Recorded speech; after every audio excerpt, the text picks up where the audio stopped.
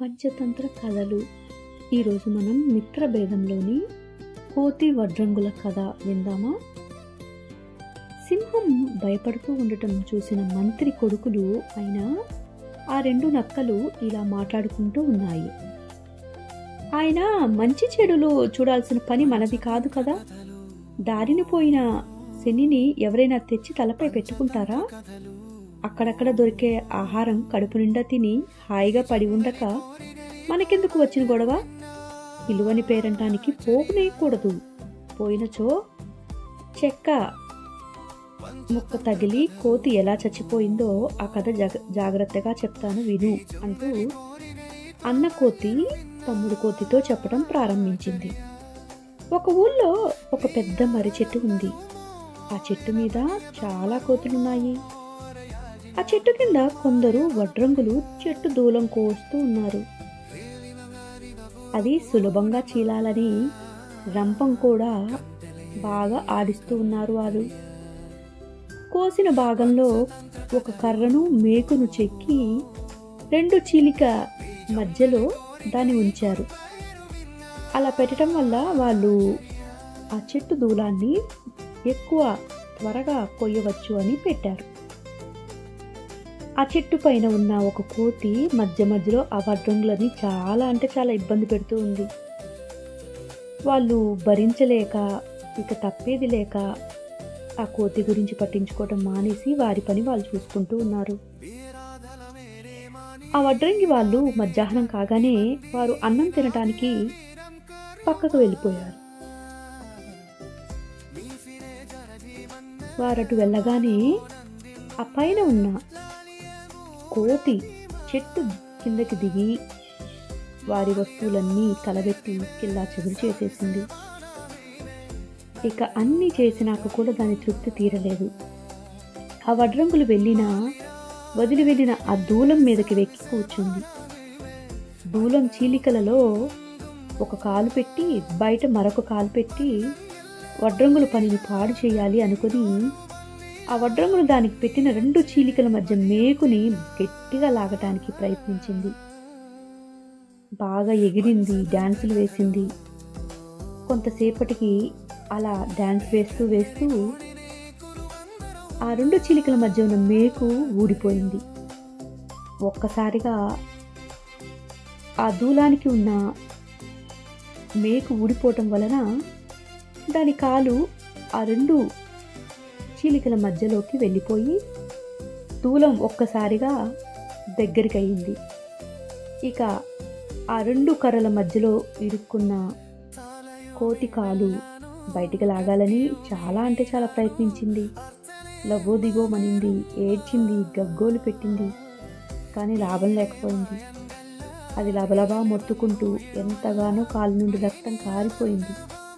కొంతసేపటికి ఆ కోతి ఆ దూలం మధ్య నలిగిపోయి ఏమీ చేయలేని పరిస్థితిలో ప్రాణాలు పోగొట్టుకుంది. కాబట్టి అనవసరమైన పనులకి మనం పోకూడదు. మన దారిన మనం వెళ్దాం రా అని ఆ అన్న నక్క అన్నాడు. ఆ మాటలకు తమ్ముడు, అన్నా నీకు తెలియదురా, మనం మిత్రులకు మేలు చేయాలన్నా శత్రువులకు కీడు చేయాలన్నా రాజుగారి అండ తప్పక ఉండాలి. రాజాశ్రయం లేని బతుకు బతికే కాదు. బతికిన 4 రోజులు రాజాలాగా దర్జాగా బతకాలి.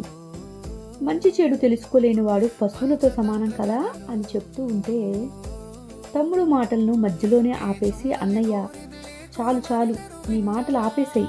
మనమేమన్నా ఆయన మంత్రులమా లేక మిత్రులమా సలహాలు చెప్పటానికి? ఇంతకు ఏం చేద్దామంటావు చెప్పు అని అడిగింది అన్న నక్క. అప్పుడు తమ్ముడు నక్క బుద్ధిగా శ్రద్ధగా చదువుకున్నవాడు ప్రయోజకుడవుతాడు. అట్టివాణ్ణి రాజు గౌరవిస్తాడు. ఆ గౌరవంతో రాజ్యతంత్రాలు తెలుసుకోవచ్చు. క్రమక్రమంగా ప్రధాని కూడా అవ్వచ్చు. కాబట్టి నేను ఇప్పుడే పోయి ఆ సింహం యొక్క భయాన్ని తీర్చి అతని యొక్క మన్నన పొంది వస్తాను. నేను వచ్చేదాకా నీవిక్కడే కూర్చో, వెంటనే వస్తాను అని చెప్పింది. అప్పుడు అన్ననక్క, సరే వెళ్ళిరా, నీకు భయం కలుగుతుంది అని అన్నది. నీకు జయం కలగాలి అని చెప్పి దీవించాడు. ఆ తమ్ముడు నక్క సింహం వద్దకు వెళ్ళి నమస్కారం చేశాడు. ఆ నక్కను చూసిన సింహం, తంబి క్షేమంగా ఉన్నావా, ఏం పని మీద వచ్చావు అని అడిగింది.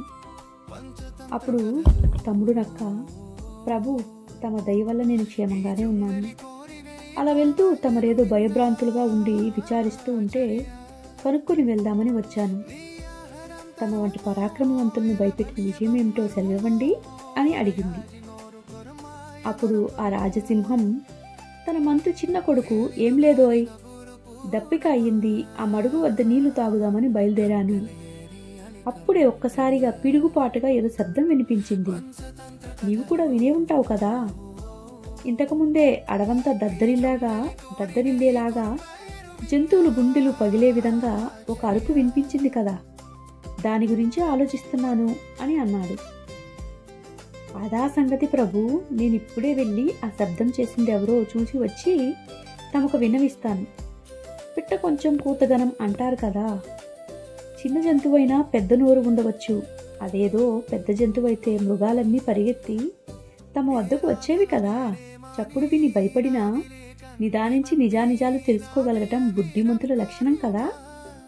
సరే, నేను మీకు ఒక కథ చెప్తాను వినండి అని ఆ చిన్న నక్క, మంత్రి కొడుకైన ఆ నక్క ఒక కథను చెప్పడం ప్రారంభించింది. ఆ కథ ఏమిటో నెక్స్ట్ ఎపిసోడ్లో మనం తెలుసుకుందాం.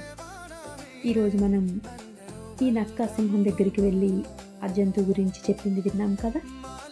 రేపటి ఎపిసోడ్ కోసం ఎదురు చూస్తూ ఉంటారని అనుకుంటున్నాను. ఈ పంచతంత్ర కథలు మీకు నచ్చితే మీరు మీ ఫ్రెండ్స్కి లేదా మీ పిల్లలతో కూడా షేర్ చేసుకోవచ్చు. నా Shashank me and you music ఛానల్ని ఇంతవరకు సపోర్ట్ చేస్తున్న మీ అందరికీ పేరు పేరున థ్యాంక్ యూ వెరీ మచ్. ఇక మీదటి కూడా మీ సపోర్ట్ చేస్తారని నమ్ముతున్నాను. ఉంటాను. బాయ్.